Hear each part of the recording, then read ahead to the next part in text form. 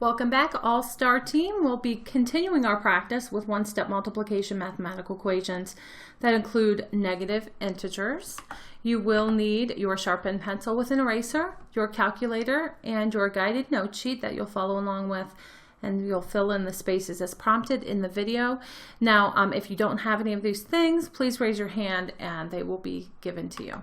So let's review again. What's an equation? Well, an equation is a statement that the values of two mathematical expressions are equal. So that's indicated by the equal sign. The inverse operation is an operation that is opposite of the other. So you can think inverse, opposite. So the inverse of multiplication is division. These are our rules that we were talking about yesterday.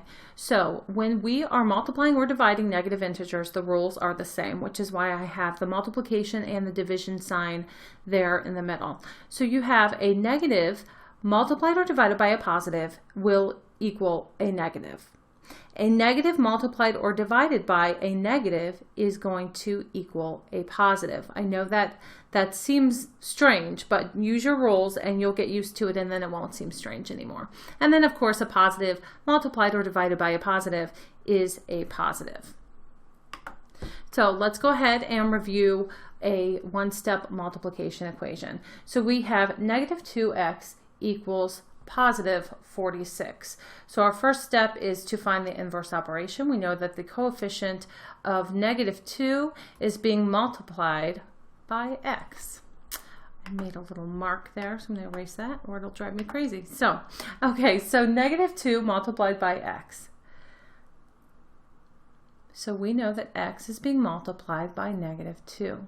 The inverse operation of multiplication is division. Okay, and we had the coefficient of negative 2, so we know that we're going to divide both sides by negative 2. So let's use our fraction bar, and we have negative 2.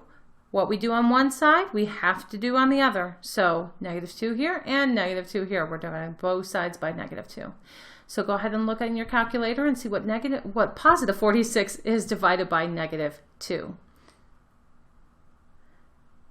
You should have an answer of negative 23.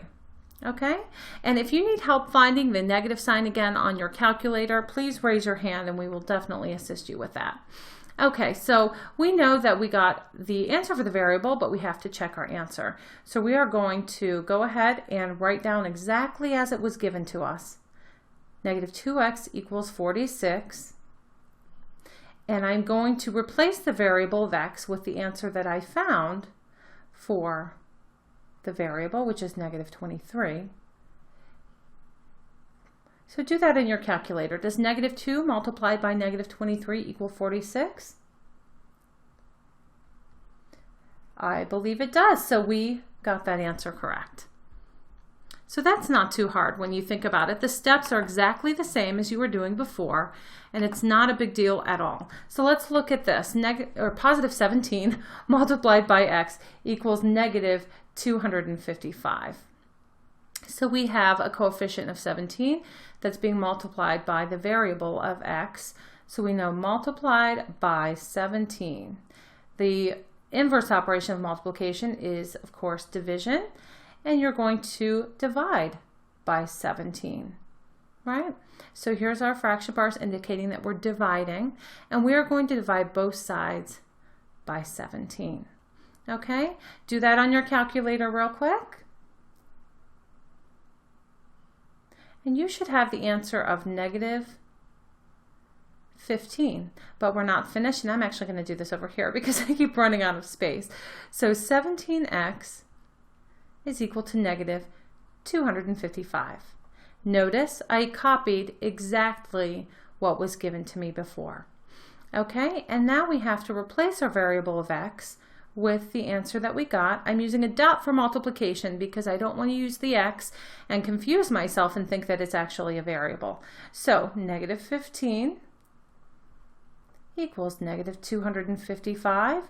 Do that on your calculator and see if that makes sense. Did you get negative 255 is equal to negative 255? You should have. If you didn't, raise your hand and we will figure out what happened. Okay, so the last practice problem, let's look at this one.